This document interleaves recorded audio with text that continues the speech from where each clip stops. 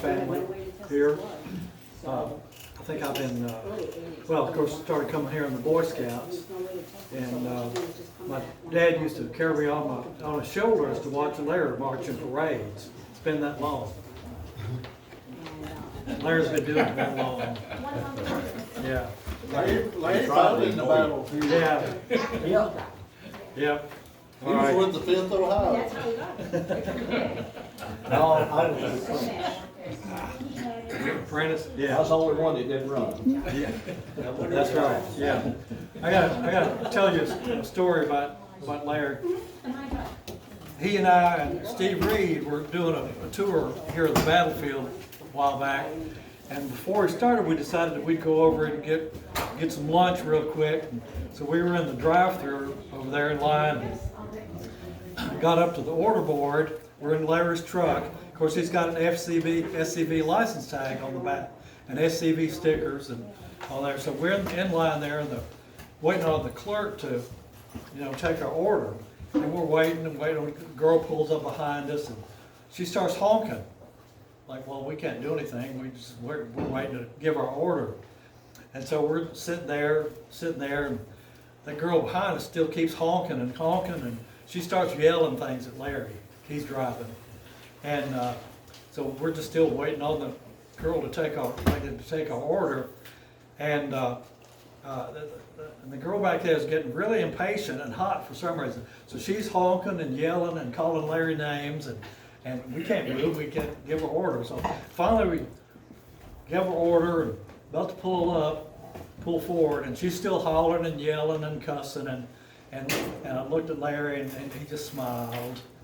And so we pulled forward to the first window, and we pay for our meals. And so that girl back there, because she's still fuming, it's taking so long. It's not our fault. And so we pay for our meals, and Larry looks at the lady in the window and says, "Hey, I want to pay for the lunch for that girl behind me." And so he does.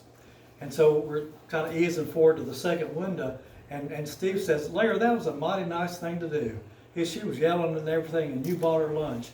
And I spoke up and I said, "Larry, that's really nice. She's cussing you and calling you names and everything, and you're responding just like a Southern gentleman. You bought her lunch."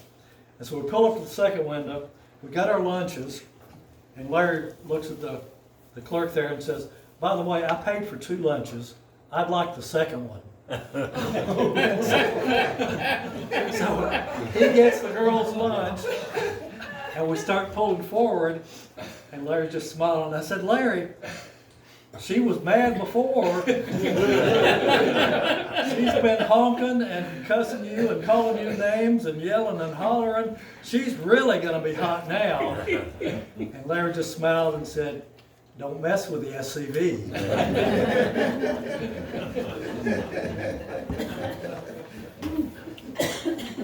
All right. Our topic tonight is the Battle of Memphis, June 1862. All right.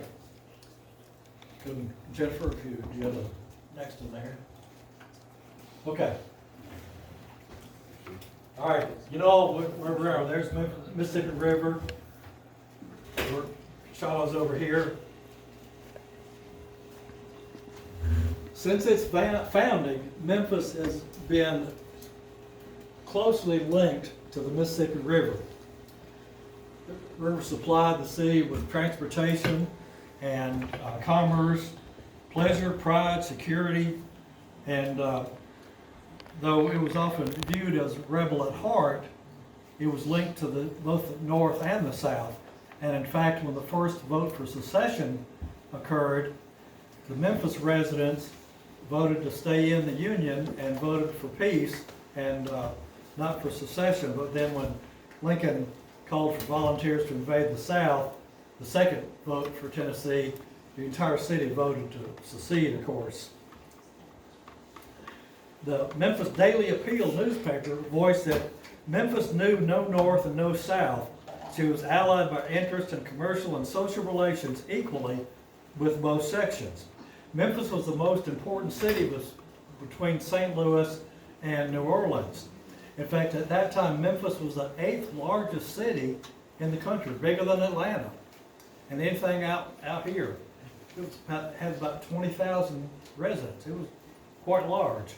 And the residents supported peace and favored the Union to start with, but then joined the Confederacy. Well, what did Memphis contribute to the Confederacy? 72 regiments of infantry joined the Confederate Army in Memphis. Many battalions of artillery and cavalry as well. The merchants worked hard to feed and clothe and entertain all of these troops, and the manufacturers in Memphis produced everything from uniforms to flags to drums to cannons and pistols and flour and spurs and even gunboats. The CSS Arkansas was built in Memphis. The first CSS Tennessee was built in Memphis, but they had to scuttle it because it didn't have engines at the time the Yankees came. Memphis became a hospital town because it wasn't captured. That since there was no army there at the time, everybody was over here at Shiloh and then Corinth. So Memphis got captured, and it got first all the Confederate casualties from Shiloh, and then all the Yankee casualties from Vicksburg, and everything in between. So all the hotels were turned into hospitals, and then you had, UT Memphis Medical School moved there. The state hospital was there, where Forest Park became. But anyway, and then 4 of the 5 largest hospitals in the country at one time were in Memphis. Yeah, Baptist, Methodist, St. Jude, and Bonner were 4 of the top 5 in the country. Memphis has 4 railroad lines in Memphis and Ohio going north, the Tennessee and Mississippi going south, Memphis and Charleston going east, and the Tennessee and Ohio, the Memphis and Arkansas Railroad going from Memphis to Little Rock. It was unfinished at the time, only went a couple of miles into Hopefield, Arkansas. The river, the railroads, and the city set the stage for the Battle of Memphis. If Memphis fell, the Confederacy could not replace a city of that import in any other place, because Memphis gathered supplies and soldiers and food and medicines from all over the Mid-South.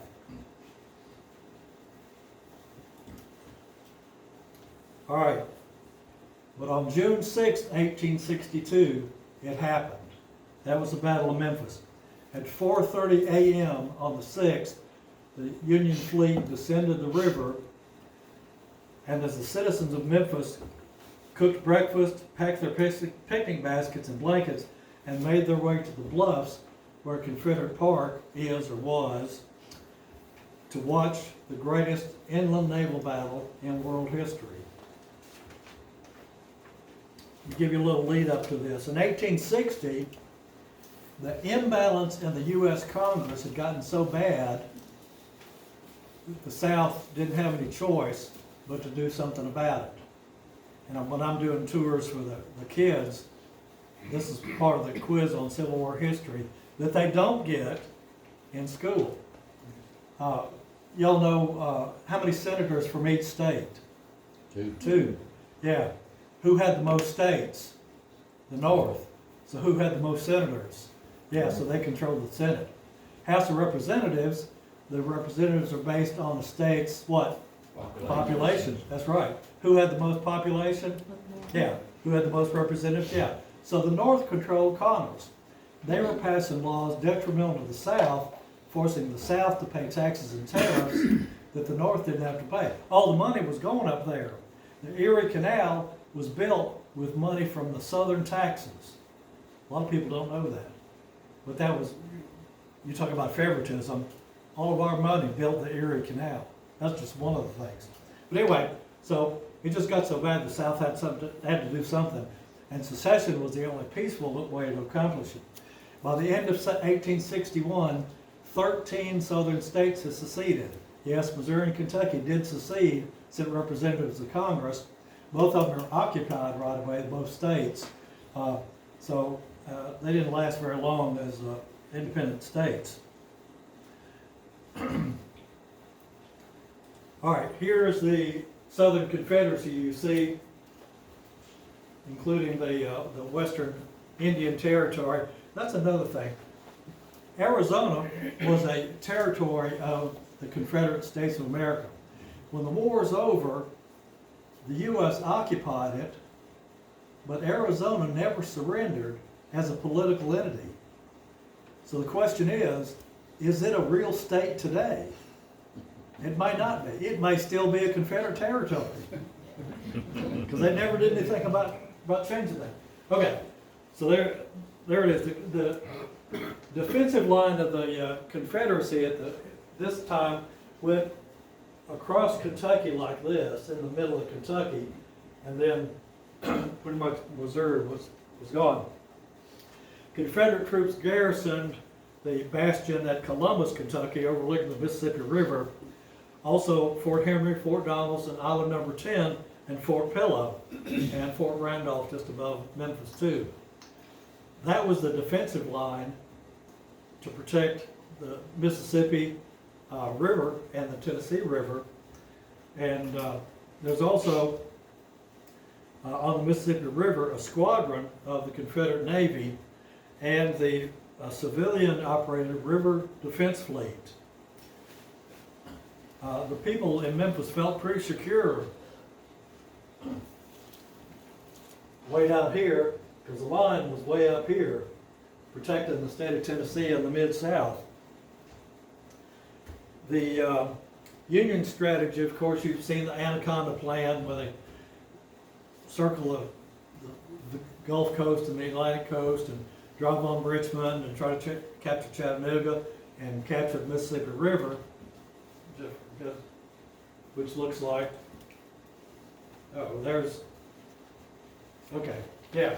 So the northern plan is to blockade all of this, strike down here at Chattanooga, get to the railroads, capture Richmond, the capital, and drive down the Mississippi to cut the Confederacy in half, as y'all know. In February of 1862, Fort Henry and Fort Donelson fell, and that just broke the Confederate defense line. The Confederacy didn't have enough troops to cover it all. It was just too long an area for too few military units. Nashville was captured on February 26th by Buell, and the Confederates had to abandon those posts in Kentucky, like Columbus, Munfordville, and some other places like that.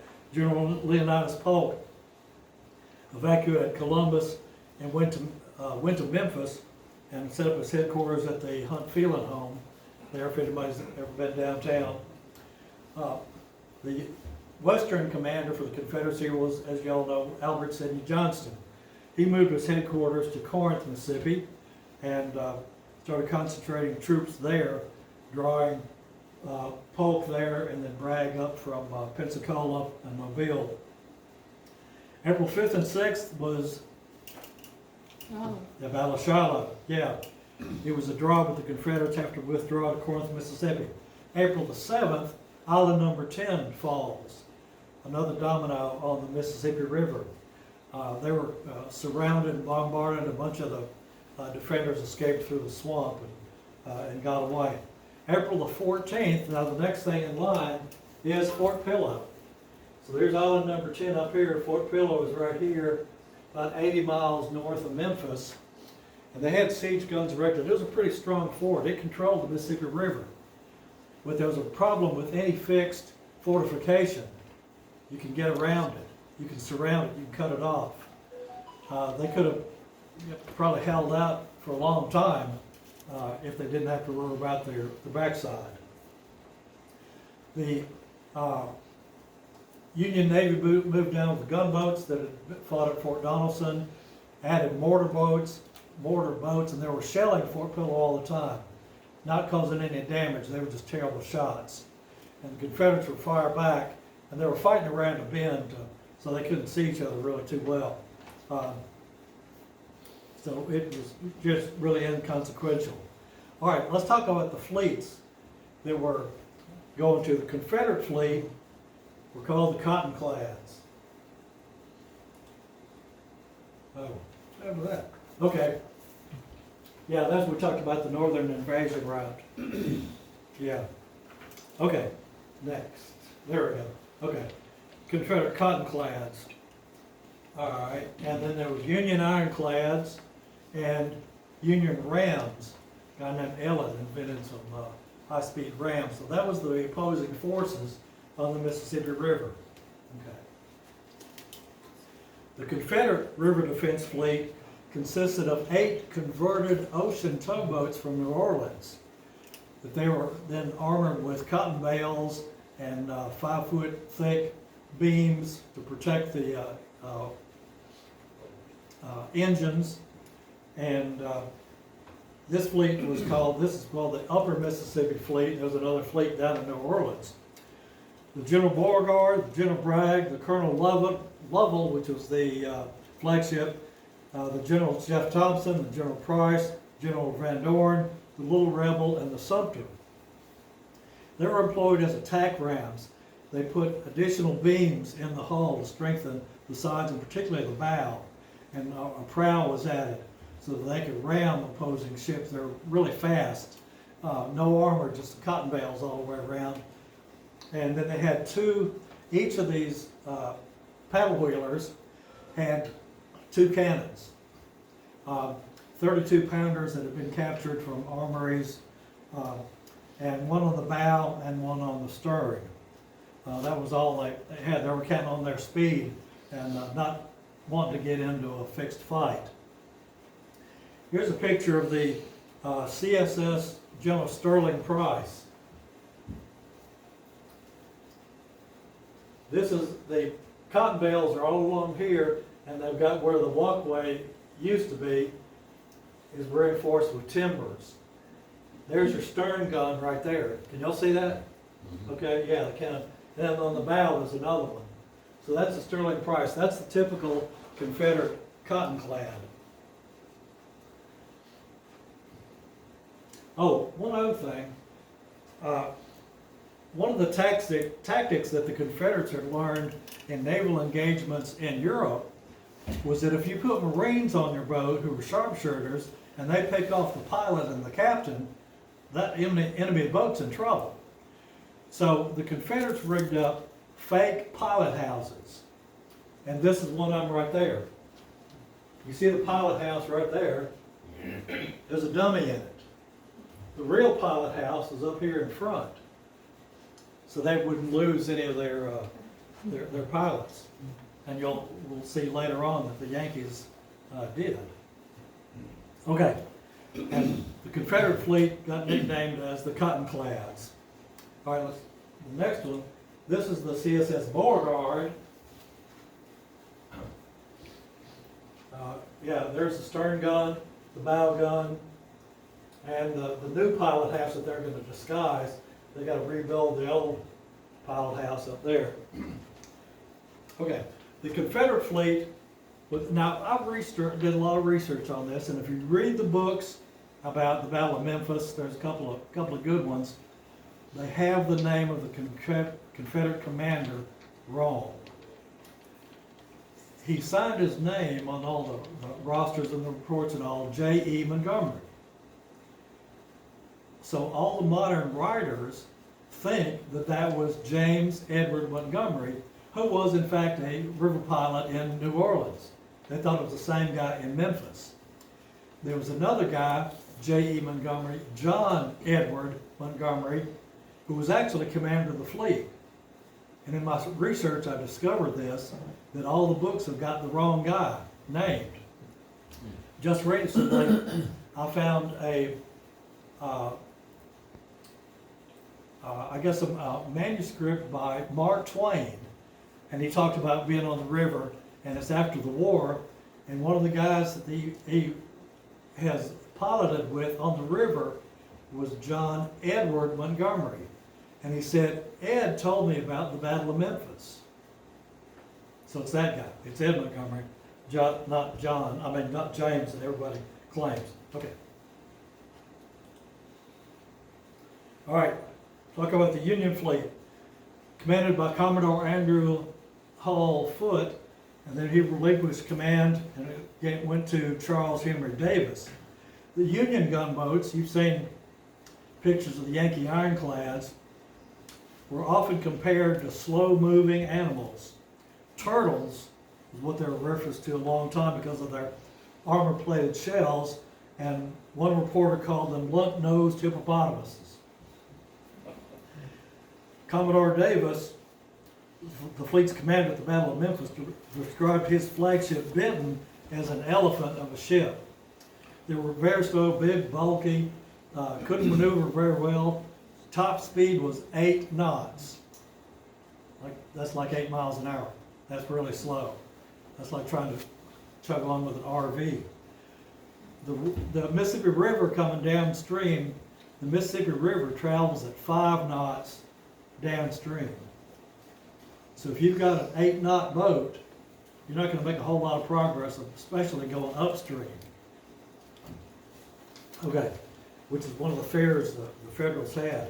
Okay, here's a picture of the USS Carondelet. This is one of the ironclads built, and there are 6 of these sister ships built up north. Cairo, Carondelet, Cincinnati, Louisville, Mound City, Pittsburgh, and St. Louis, and they're all identical. They all had 13 guns. You see there's 3 in the bow, 1, 2, 3, 4 on each side, and 1 on each side in the stern. So they had 13 guns. How many guns did a cottonclad have? 2, yeah. You can see somebody's bowed off there. Plus the Benton, which was a paddle wheeler, added to the fleet of ironclads. The bow and the sides of all the vessels were covered with iron plate and railroad rails. And here's the USS Cairo at Vicksburg. Anybody been down there? See the Cairo at the museum? Yeah, a few have. Okay, this is the Cairo that was raised. It was sunk by a Confederate mine in the Yazoo River during the Vicksburg campaign. So it was raised, it's on display at the Vicksburg Museum, but you can see here is the iron plate. There's wood beams behind it, but then iron plate along the sides, and then show the next one. And then covered either in front or behind the iron plate with railroad rails. So, and the sides are sloped, so it made them nearly impenetrable to direct fire. It just hit a 35-degree angle. It just hit and bounce off. And so they were pretty tough, but slow. Their wheelhouses and sterns were covered with thinner iron, so that's where you wanted to shoot them. At Fort Donelson, where these guys really took a licking because they were coming up the Cumberland River, and Fort Donelson is up here. So they were shooting down on them. They were hitting the tops of the ironclads where they weren't that protected. And so they're good Confederate naval victory there. Okay, now the rams that the Yankees had, Charles Ellet was a civilian engineer up north, and he had the idea that fast attack rams could do more damage than these ironclads.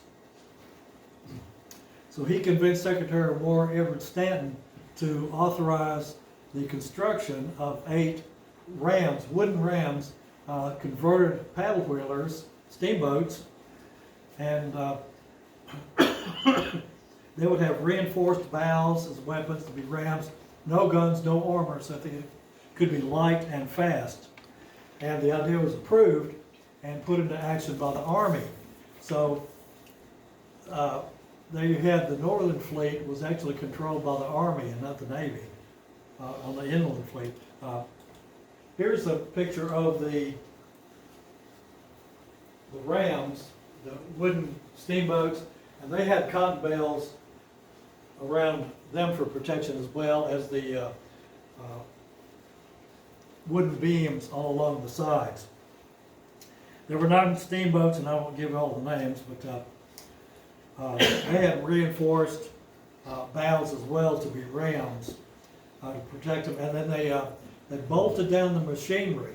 So the boilers and rudder and chains and all that were secured. So when they hit something or rammed another boat, it wouldn't knock everything off their mounts in the impending collision.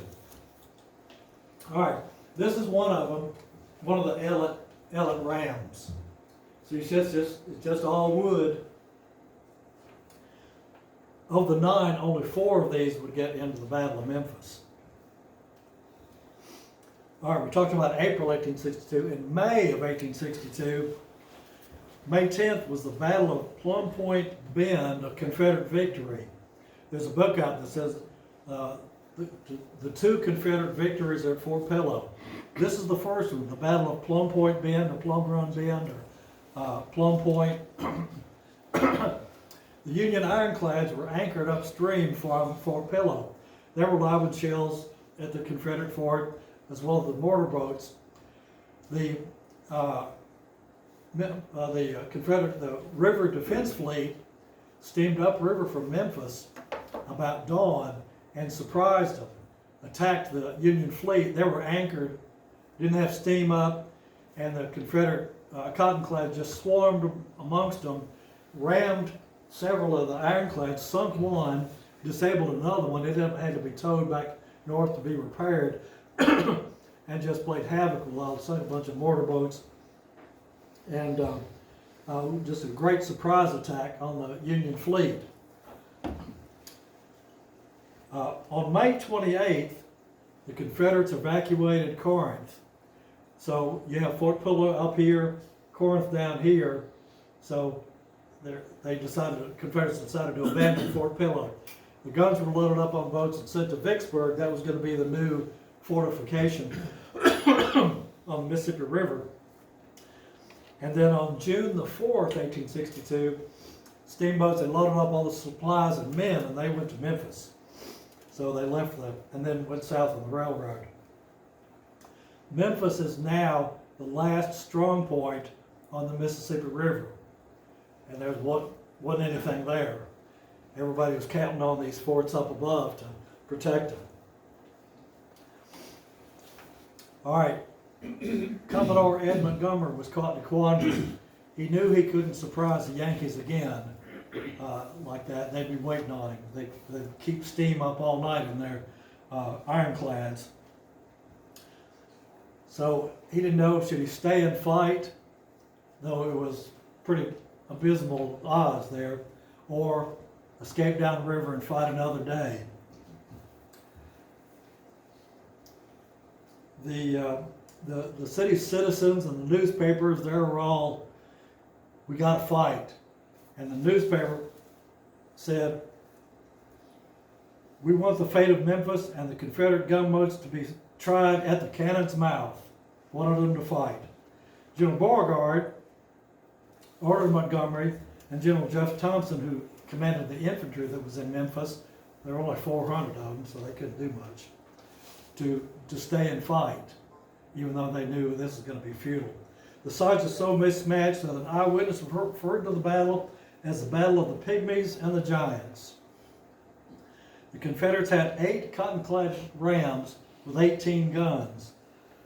The Union had 8 rams, 6 ironclad gunboats armed with 79 guns, and a cloud of mortar boats and transports and tugs behind them. Montgomery knew that fighting under these circumstances was insane. But as another Confederate general said, fighting means killing. War means fighting, and we're going to fight, General Forrest. So Montgomery decided to do the same thing. He was going to stay and fight. The Charleston Courier, Charleston, South Carolina Courier, recorded about the fight, indeed, it was useless to contend against such odds, but the brave Montgomery had adopted as his motto that war means fighting, and true to his impulses, he had determined to oppose the enemy to the bitter end. By June the 5th, the Union fleet had moved downstream from Fort Pillow, recently captured, and anchored about 1.5 miles above Memphis.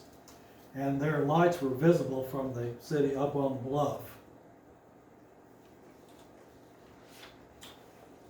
All right, it's coming. All right. All right. At 3 a.m. on June the 6th, 1862, this is the situation.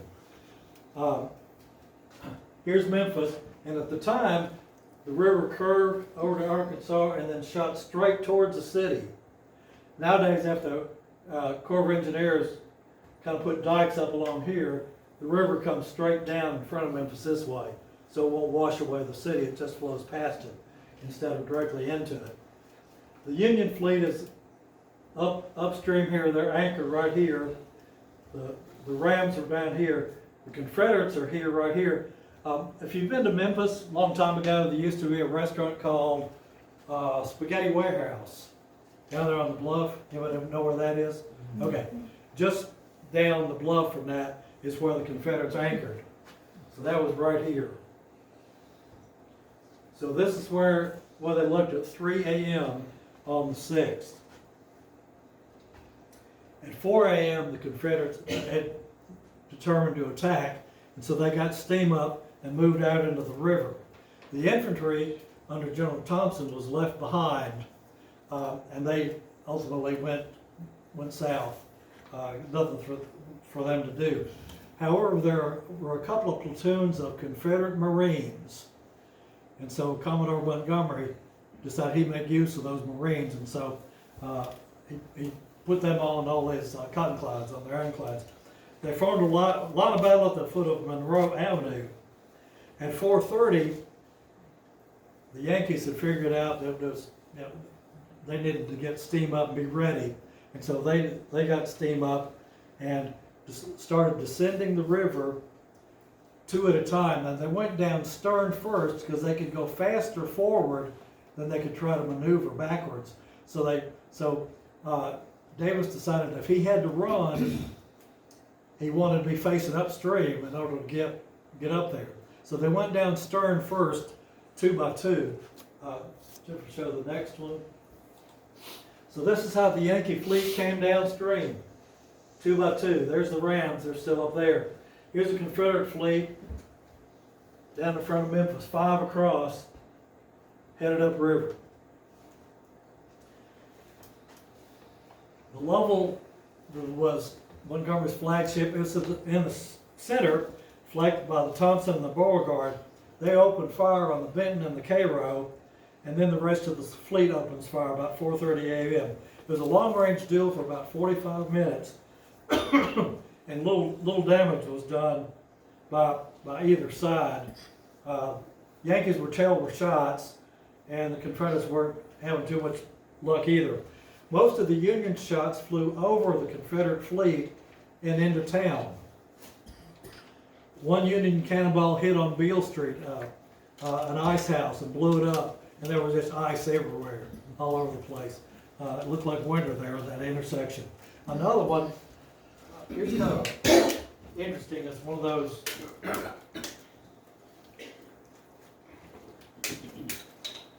the fates of war thing. Union cannonball hit a chimney of a house there on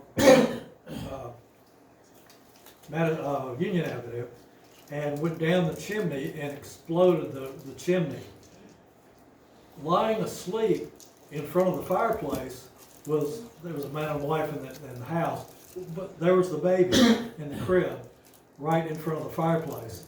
Well, the cannonball exploded the chimney, just destroyed the whole thing, and it came tumbling down, and the bricks and the stones fell like this, formed a pyramid. Not a single one of them hit the baby. They just have to pile up in a pyramid. So the baby wasn't touched at all, but the whole entire fireplace was just in a chimney, was in a heap around the baby.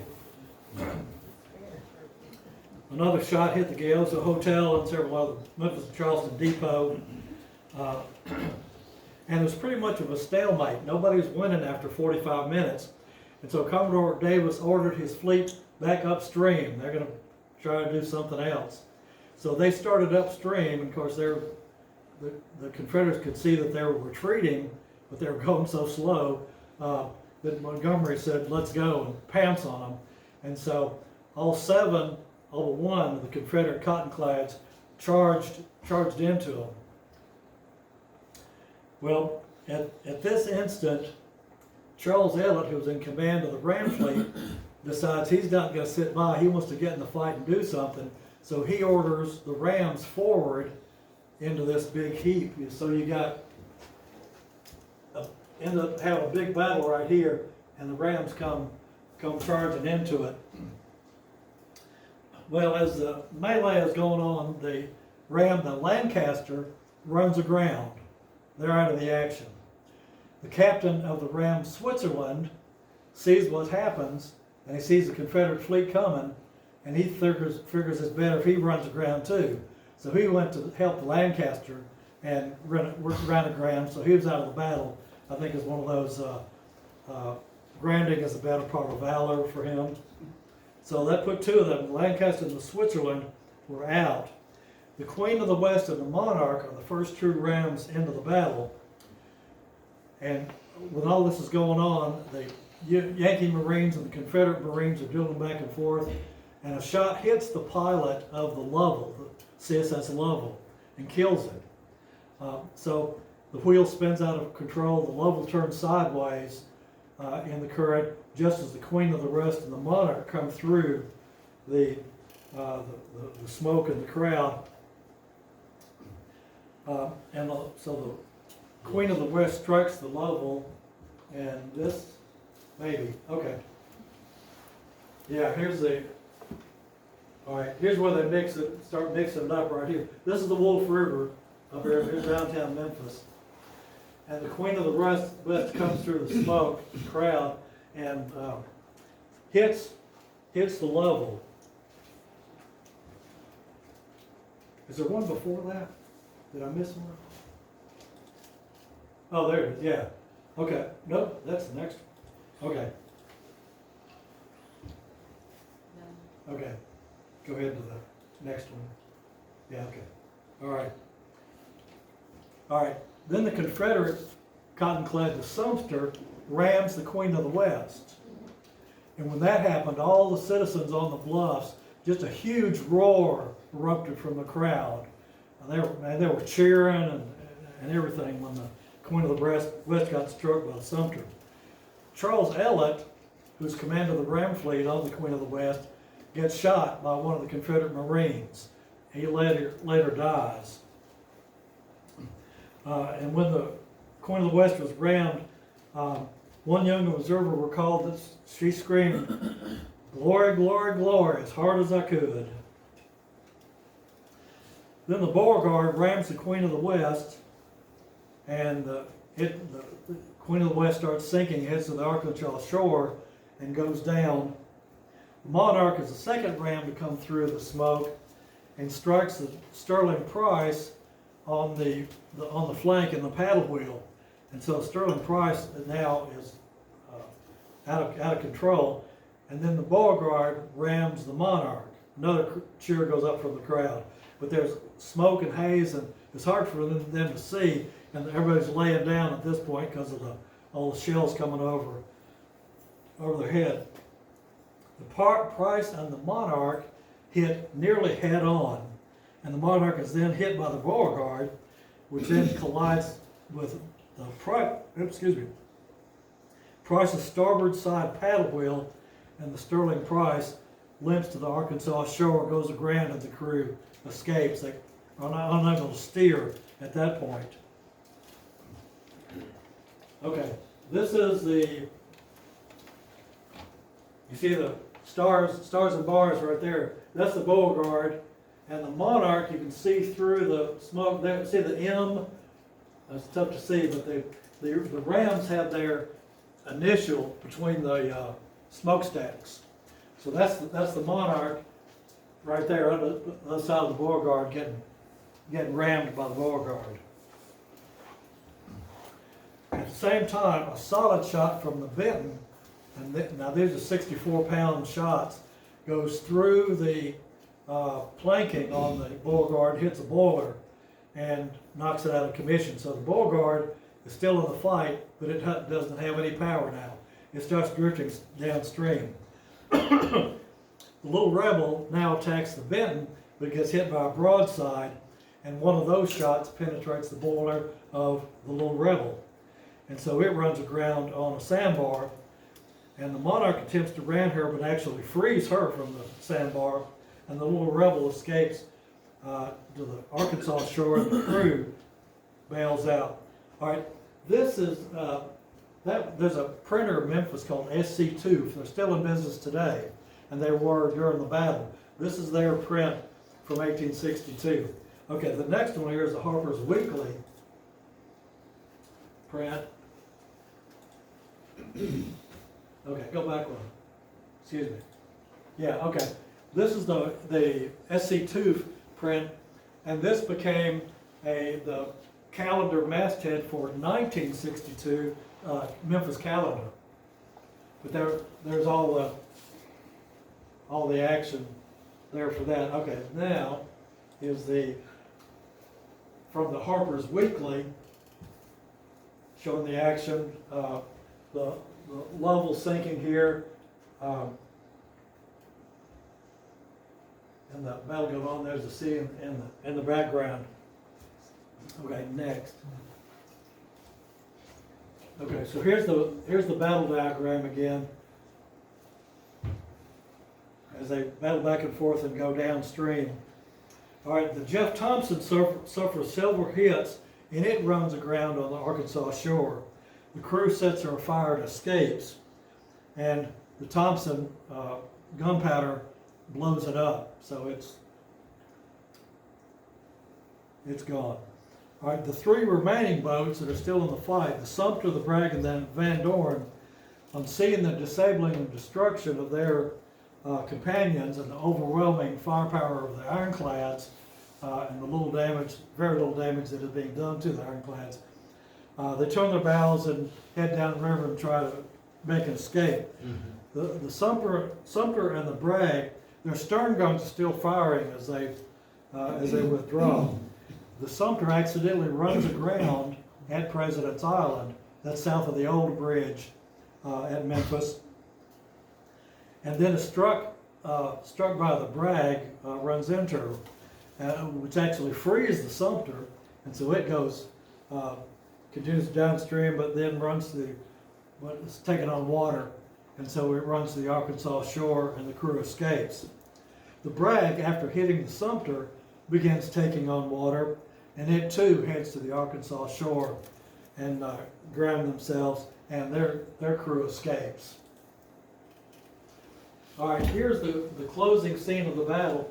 This is the Jeff Thompson blowing up after the crew set fire to the powder magazine.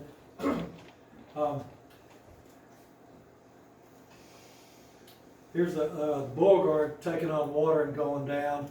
The Van Dorn is actually way downstream. They get away. Both the Sumter and the Bragg are captured. Of course, they're half sunk on the Arkansas shore. The General Van Dorn has been held in reserve during the whole fight. The Confederates loaded the Van Dorn with 100,000 pounds of gunpowder. Very critical. And the Confederates thought, Montgomery thought that if they were winning the fight, the Van Dorn could get in and help them, seal the victory. But if it went badly, the Van Dorn needs to get out of there because that gunpowder was going to be needed at Vicksburg. So Van Dorn hung back during the battle. So at this point, they head south and retreat. Okay, the battle was over in 90 minutes. When the smoke had cleared, the crowd on the bluff realized that their precious fleet had been destroyed. An indescribable sound, something between a wail and a curse, went up from the throng on the shore. The results of the battle were evident to all of them. Thousands gathered on the levee. Most cheeks were wet with tears. are reddened by frustration. All right, here's the battle results. 81 Confederates were killed or wounded, and 171 captured, which is not actually the case because most of the Confederates escaped to the Arkansas shore and got away. General Jeff Thompson and his 400 infantry take the last train south. The city is now defenseless. Another departure the day before was the Memphis Daily Appeal, which is today's Commercial Appeal. They took the train south and continued publishing for the rest of the war, different various cities around the South, staying one step ahead of the Yankees. From the Union fleet, a boat and troops were sent ashore, and the stars and stripes were raised over the post office, which is, one of the Yankee troop ships with Indiana Regiment on there. Memphis Mayor John Park, having no city defenses now, refused to surrender. But he told the Yankee commander, the colonel of the infantry here, he said, "We have no means to resist, so the city is yours." But he never surrendered Memphis. Here's the post office scene where they raised the stars and stripes. One of the citizens shot at the Union troops on the roof there, but nobody could identify who that was, and he got away. Colonel Fitch with the 34th and 43rd Indiana Infantry Regiments then came ashore and occupied the city. Okay. So that was the end of the Battle of Memphis. Now, some interesting things here.